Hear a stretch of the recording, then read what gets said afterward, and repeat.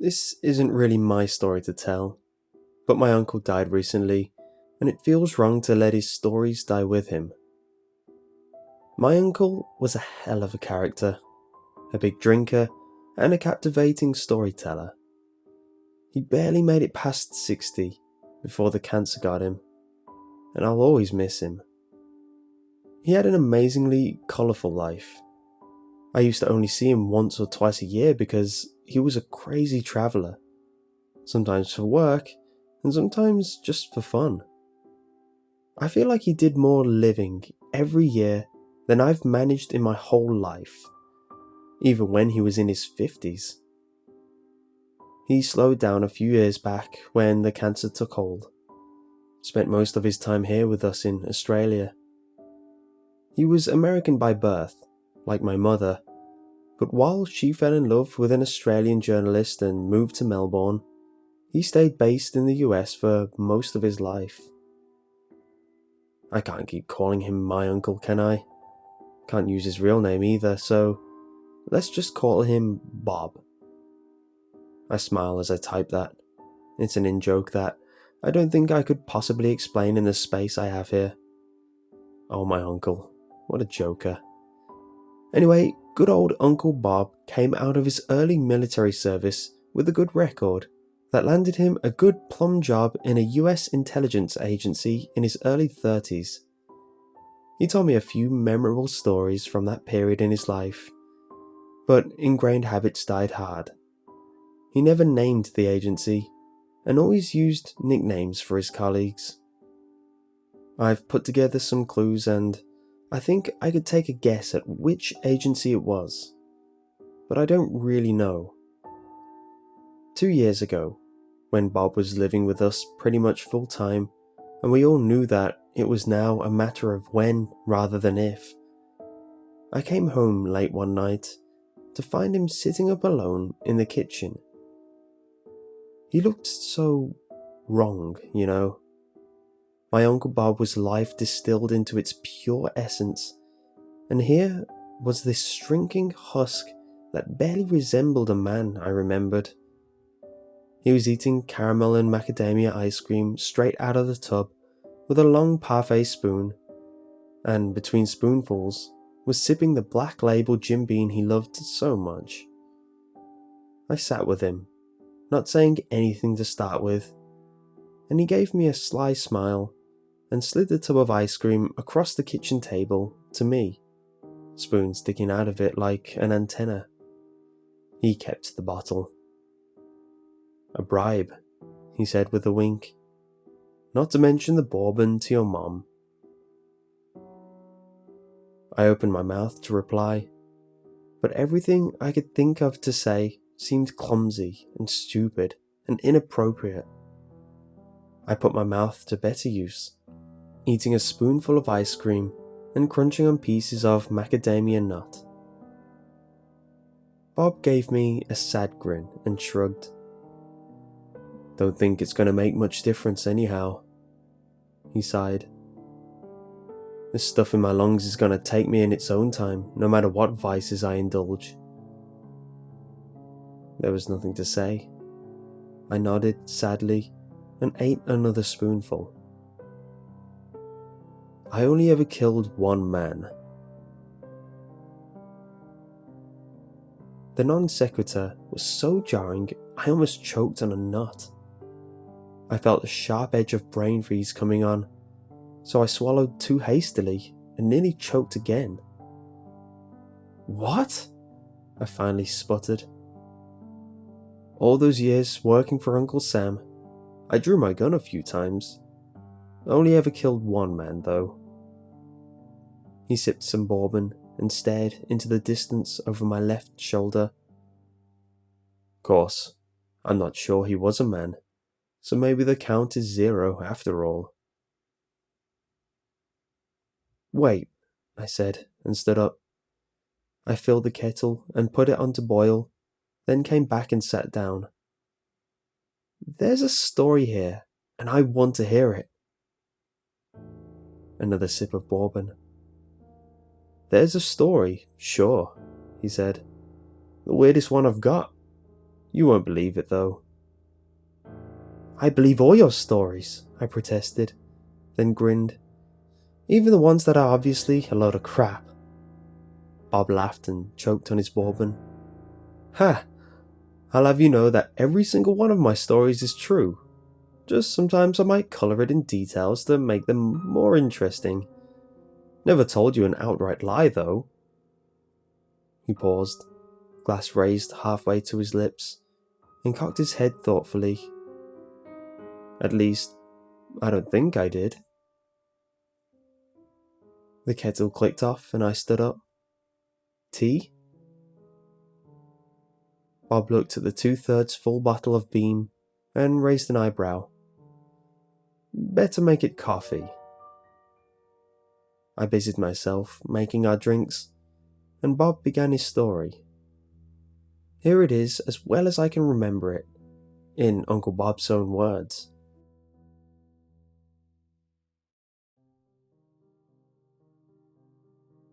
It's weird how it started. We got a call that one of our field agents had suffered some kind of breakdown, maybe a psychotic break. He was screaming and ranting and wasn't making a lick of sense. I knew the guy a little. We played poker together a few times, but he wasn't a buddy of mine. Knew his face and his name, and that was about it. Anyway, his boss had given up. Didn't know what to do. So his boss had gotten involved, and so on along the chain. Somewhere along the line, someone mentioned that my boss, let's call him Corky, had some psych training, and maybe he'd like to have a look. I know. Should have called a doctor for the poor guy. But you have to understand, the Cold War had only been over for 5 minutes, and old habits around secrecy and keeping things in-house as much as possible really died hard. They would have exhausted every possible internal lead before going to a civilian shrink as a last resort. Corky mentioned it to me, knowing I'd done some psych training in the military. I considered priesthood for a time. Don't laugh, I'm serious. And I did some of the chaplain training, which included basic counselling and psych evaluation. And he asked if I wanted to tag along. Nothing was on fire, so I figured, what the hell? This poor guy. Man, he was in a bad state, like a horror movie brand of crazy. They had him locked up in his supervisor's office, and he was shivering and hyperventilating and biting his nails. His eyes were so wide, like perfectly round, that you could see the whites all the way around. Someone had gotten him out of his work clothes, and he was in some agency embroidered sweats, 2 sizes too big. He looked like a kid in his dad's clothes. I sat there to observe, and Corky tried to talk to the guy.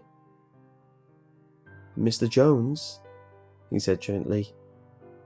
"Mr. Jones?" The guy just sat there, trembling like a chihuahua and staring wildly into space. "Paul?"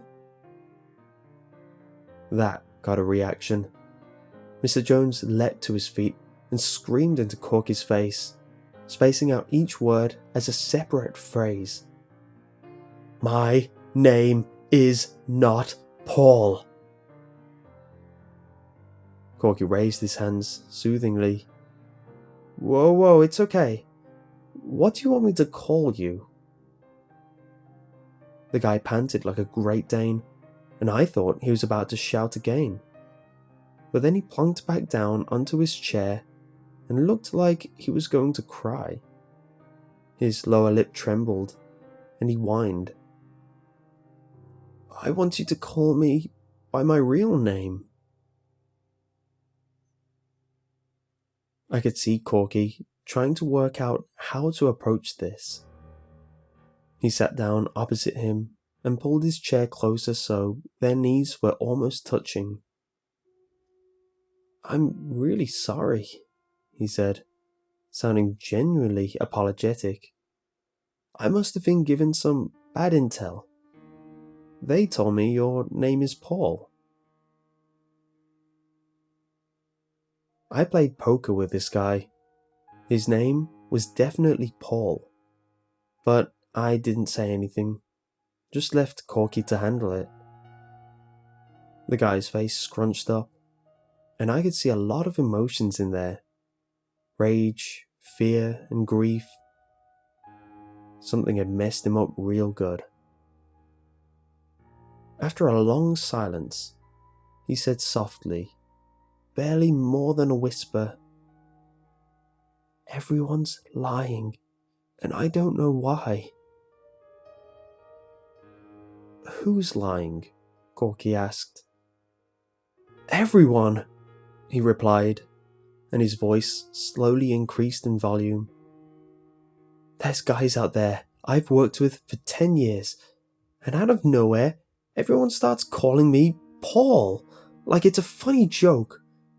But then the nameplate on my office door says Paul, and I check my in tray, and all my mail is addressed to Paul. Jesus, this has to be some kind of crazy joke. But what if it isn't? I'm going crazy. I must be going crazy. Oh, Jesus, help me." This last part was a scream, so loud I heard the window pane shake in its frame. "Hold on, buddy, we can sort this out." Corky's tone was sensible, conciliatory, absolutely believable. The man had incredible charisma about him, and he was turning it up to 11 on this guy. "I know these guys like a practical joke, but it sounds like this one got out of hand." The guy nodded, looked a little calmer, but there was still panic lurking in his eyes. His arms were crossed in front of his chest, and it looked to me like he was holding himself, comforting himself. I felt for him, but he had clearly snapped. "It was all because of that crazy guy in the tenement," so-called Paul said. Corky asked what he meant, and he elaborated. "Local cop is a buddy of mine from the army. Said they had this weird guy squatting in a condemned tenement building, and they couldn't start demolishing it until he was out, but for some reason, nobody could get him to budge." Corky nodded, let him keep talking. "It's not our jurisdiction, I know, but I figured, hey, let's give him a fright. Show him the big agencies are getting involved. See if we can scare him into moving on. Do a buddy a favor, right?" "What happened next?" Corky asked. "I went to see the guy. The building's a wreck, but he's in the basement, and it's set up like a horse boudoir. I don't know how he did it, but it was really plush. Felt like a penthouse in a classy hotel, not a basement in a rat-infested hellhole. I can see why he didn't want to leave." So-called Paul stopped for a moment and asked for a glass of water, and I poured some from the pitcher on the desk. He took a big gulp, then continued his story. "So there I was, and this guy was obviously nuts. Like, I think he'd banged his head when he was a kid, you know. Wasn't all there. I never really got a chance to get started. Told him my name, my real name, I mean, and he just shook his head and said, 'No, my name is Paul.' I said I was pretty sure I knew my own name, but he just shook his head. Then he said he wasn't moving out and I was wasting my time, and he just walked away." He finished his water and placed the glass on the desk with a shaky hand. "It was weird, but I just laughed it off. Crazy hobo. He wasn't going to be intimidated though, and like I said, I had no real legal power here, so I just left, came back to the office. That's when I saw that some joker had changed the name tag on my parking space to P. Jones. And then everyone was calling me Paul with a straight face. His lower lip poked out into a childish pout, and I almost laughed out loud at the visual of a grown man pouting.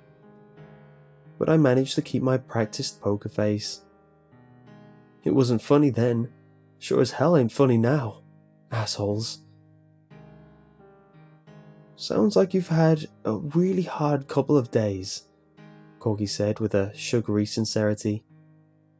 Tell you what, I'll talk to your boss and get this sorted out for you.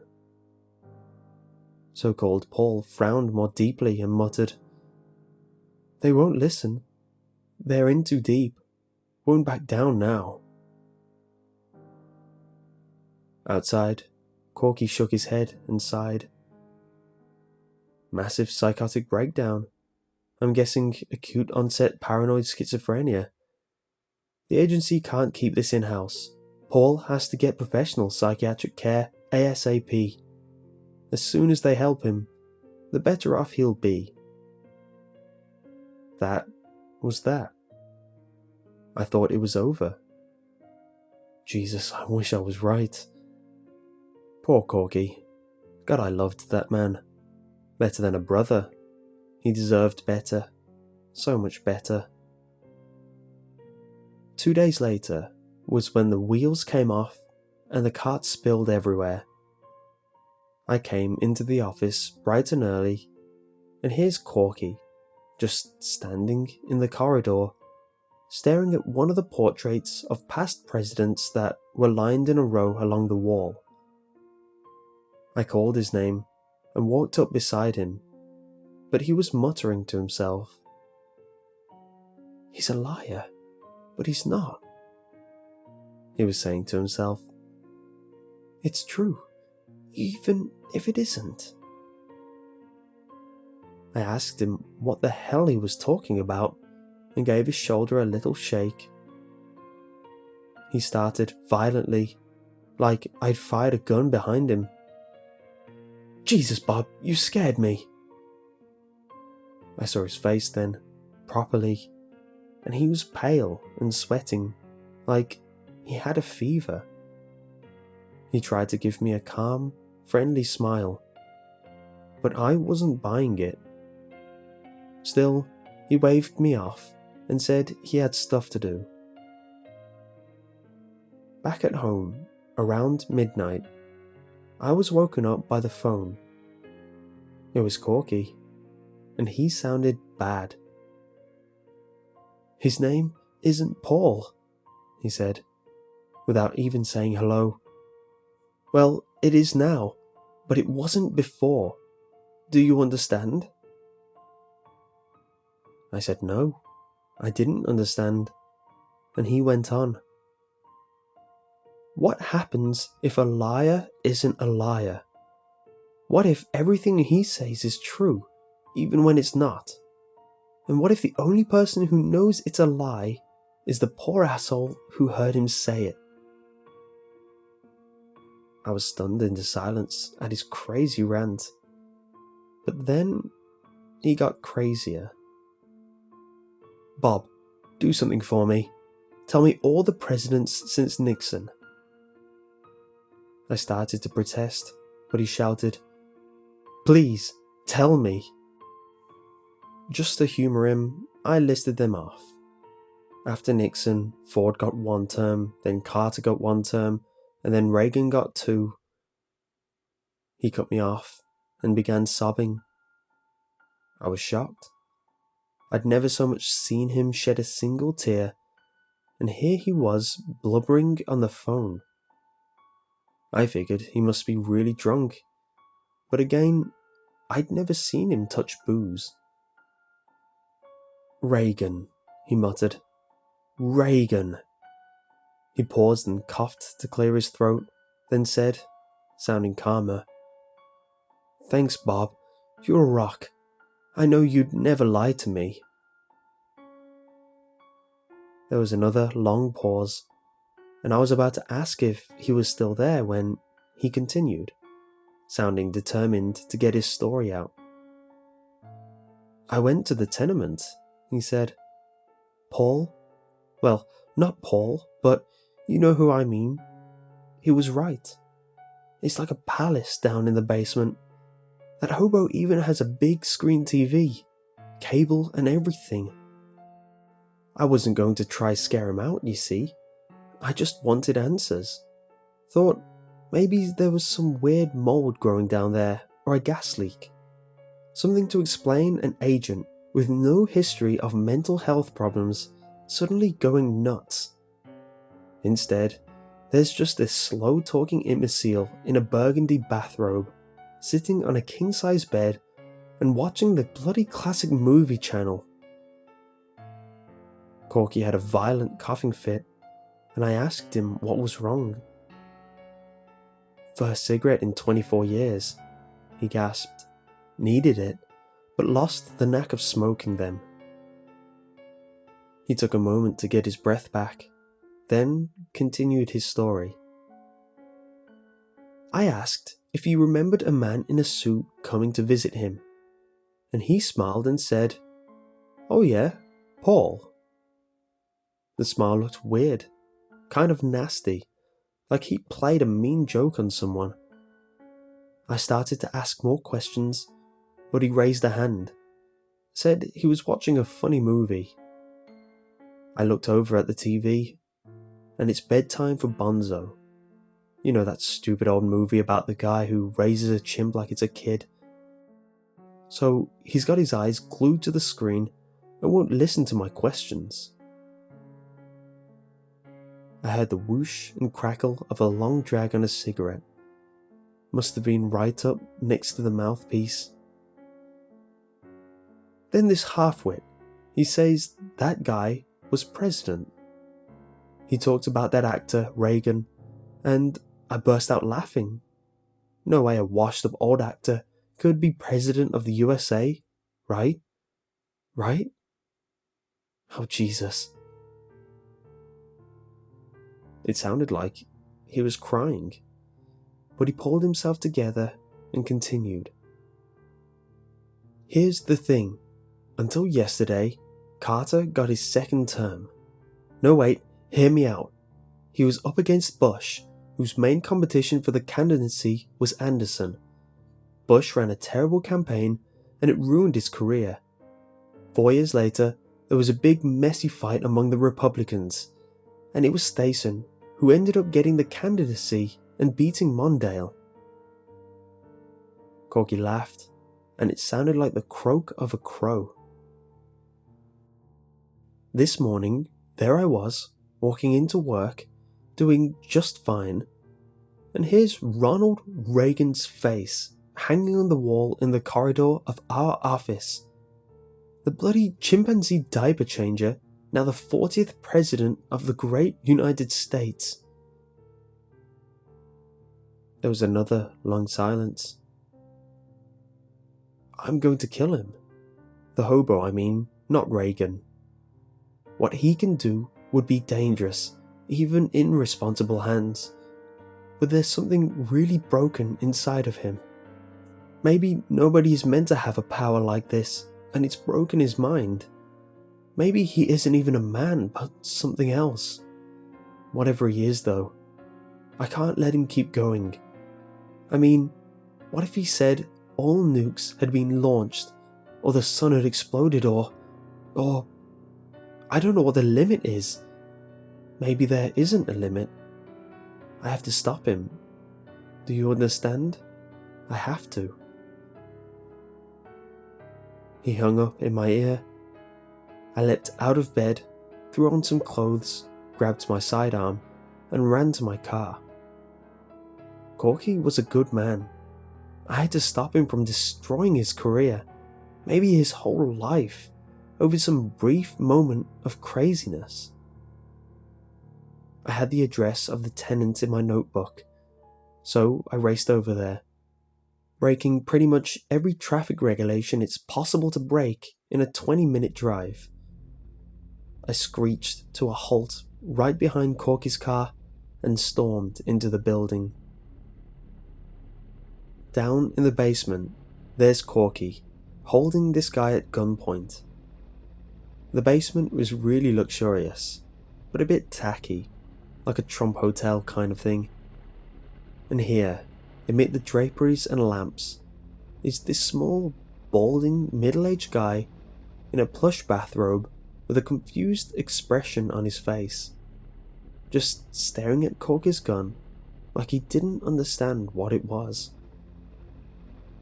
He gave a little frown, like a confused toddler, and said to Corky, "You have to go now." There was this... It's hard to describe, but it was like a silent hum vibrating the air. It lasted just a moment.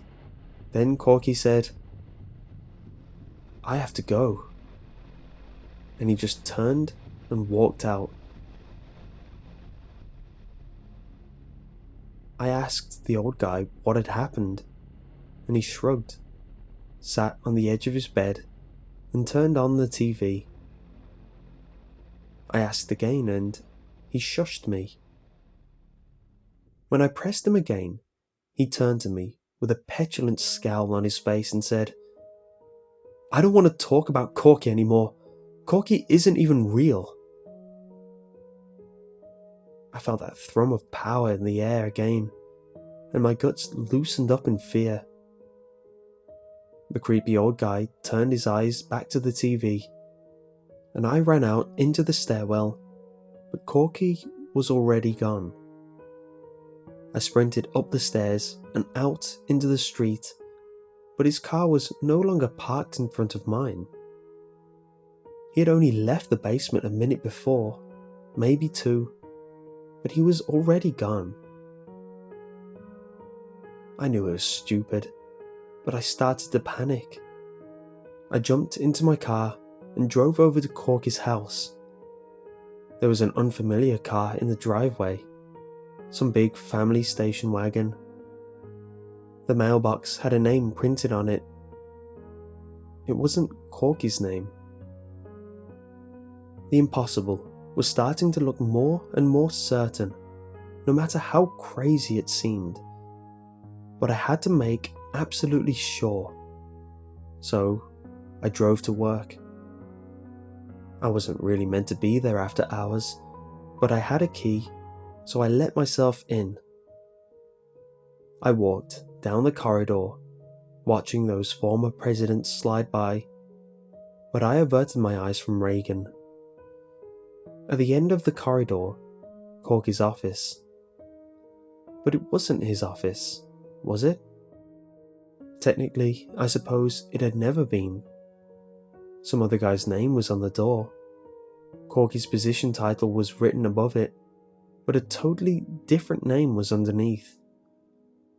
My boss, my friend, had been wiped out of existence by a petulant man-child who just wanted to watch TV. I don't remember much of the next little while, but my next clear memory was me, standing in front of that damned, crumbly old tenement building. I had an idea, you see. I'd make this guy bring Corky back. I'd force him to use whatever godlike power he had and set things right. Next thing I knew, I was creeping into that garish bedroom with my gun out. And there's that slob, passed out, sitting up in bed, light still on, and TV still going. I pointed my gun at him, shouted for him to wake up. He grumbled and mumbled like a 3-year-old who doesn't want to get out of bed. But then I fired a shot into the headboard of the bed. That woke him up. "What do you want?" he mumbled, not appearing frightened at all. "I want my friend back," I told him. "Corky, bring him back." He rubbed sleep out of the corner of one eye. "I told you, Corky isn't real." My temper snapped and I screamed, "Then make him real, you sick asshole." the old guy. He looked embarrassed, just for a second. "Can't," he stated simply. "What do you mean, can't?" He shrugged. "Already said, he isn't real. No take-backs is. If I did, then I'd be making myself a liar. Either I was lying then, or I'd be lying now." He shrugged again. "Can't do it." With horror, I realized what he was saying. Whatever his power was, it meant that he was stating the truth. Anything that wasn't the truth became the truth. But if he had said it, then it was fixed truth. He couldn't contradict himself, because then he'd have to be a liar. "I want to sleep. Go away." My grief made me foolhardy. I said no. Suddenly, the childish old man was angry. "You shouldn't be here. I don't want you here." I felt the beginning of that weird hum in the air, and the old man began speaking again. "You're not even a—" I fired my gun, hitting him on the side of his chest. His face frozen in a comical mask of surprise, his mouth open in a big O. And just for a second, I thought he looked like an inflatable sex doll, and I almost burst out laughing. Blood was already turning the front of his rich purple bathrobe into a dark burgundy. "What?" he said, dumbly. He looked down at the spreading blood, then raised his gaze back to me. He looked furious. "You didn't shoot me," he declared in a loud, childish voice. That thrumming power again, and the blood in his robe vanished. "You didn't shoot me at all. You shot yourself." I didn't give myself time to think. I put a bullet into his face. His jaw exploded, and his once bloody, then clean again robe was once again covered in gore. His eyes widened in shock, and he let out a wordless grunt. His ruined jaw worked up and down, flapping uselessly, and it was clear he was still trying to talk. "Shut up!" I screamed, and I fired again, putting one through his forehead. I lost control. I fired again and again into his face, his neck, his chest. I emptied my clip into the asshole who killed my best friend. No, worse than killed. Wiped right out. Erased. I'm not going to tell you how I got away with it, but I did. There was a cover-up, the building was torn down, and I never faced so much as a charge for disturbing the peace. It wasn't magic or demonic power or whatever he used, but that weird old man was wiped from history, almost as thoroughly as Corky had been.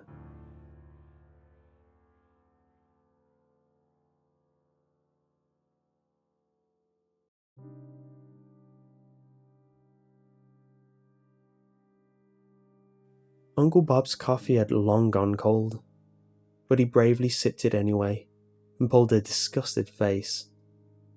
He poured another Jim Beam, took a long swallow to get the taste out of his mouth, then continued his story. "Months later, I tried to find out what had happened to Corky," he said. "The reality was prosaically simple. The year he was supposed to have been born, his mother had a miscarriage instead." He shrugged and raised his hands. "That's it. That's all that needs to change for a great man and a good friend to be removed from history. Gone. Nobody remembers him except me." He sipped more bourbon. "I tried to go back to work. but everything was wrong. I kept misdirecting mail and calling people by their wrong titles, and people were noticing that I wasn't on top of my game. Nobody could have known I was grieving the murder of a friend and colleague, all alone. I talked to the bosses, cashed out my entitlements, and left the country. Never settled down anywhere again after that. He rolled his eyes sardonically. Well, until this damn cancer settled me down for good. He drained his glass and put the cap back on the bottle. So that's my story. Call it a load of bull if you want, but I swear, every word of it is true. He blinked, stuttered for a moment, then took a deep breath and continued. It's true. All of it. Stretching his arms and yawning, he came to his feet. I really have to get to bed. Thanks for listening. It feels good to finally tell that story to someone. I stood as well and walked over to give him a hug.